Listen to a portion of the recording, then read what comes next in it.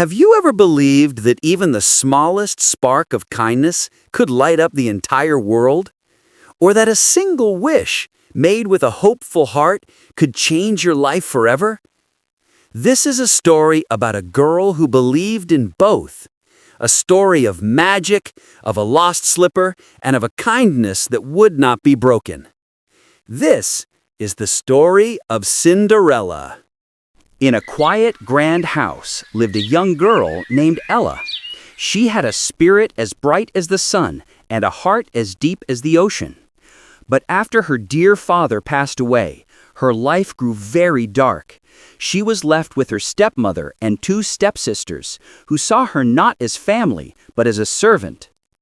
They gave her endless chores, from scrubbing floors to cooking meals, until she was so tired she would fall asleep by the warm cinders in the fireplace. And so they cruelly called her Cinderella.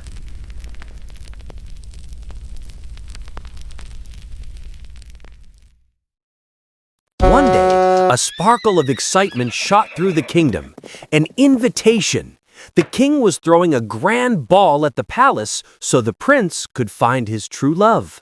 Cinderella's stepsisters squealed with delight, ordering her to sew their dresses and polish their shoes.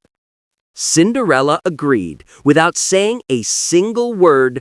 Poor Ella, well, as they call her Cinderella, worked day and night. Cinderella, nervous but with courage, she asked the stepmother for attending the ball.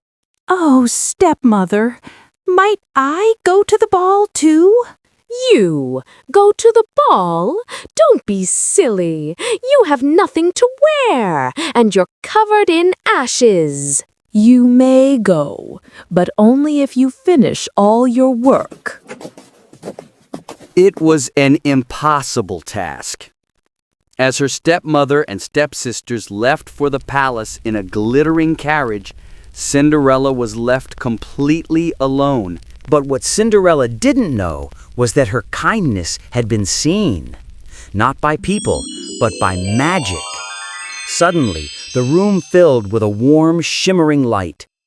And there, standing before her, was a woman with a kind face and a sparkling wand. "Do not cry, child. I am your fairy godmother, and I am here to help you go to the ball." Cinderella could hardly believe her eyes. She asked Cinderella for a pumpkin from the garden. With a tap of her wand, Bibbidi-bobbidi-boo. The pumpkin swelled and transformed into a magnificent golden coach. Next, 6 little mice became 6 elegant white horses. A plump rat became a jolly coachman, and a lazy lizard became 4 footmen. Finally, the fairy godmother waved her wand at Cinderella. In a whirl of sparkling light, her ragged dress became the most beautiful gown she had ever seen, shimmering like 1,000 stars. And on her feet appeared a pair of dazzling glass slippers, clear and delicate as crystal. But her fairy godmother held up a hand. She warned Cinderella. "Remember, my dear, this magic lasts only until midnight.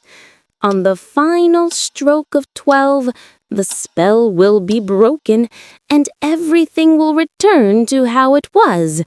You must leave the ball before then." "I will remember."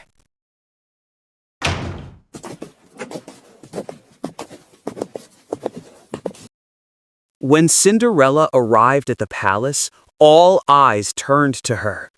No one knew who this beautiful, graceful princess was.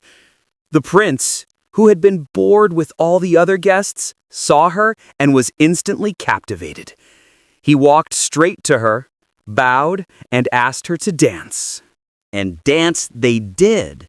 They whirled and twirled around the ballroom all evening. Cinderella wasn't just beautiful, she was kind and witty. The prince talked and laughed with her as if he had known her his whole life.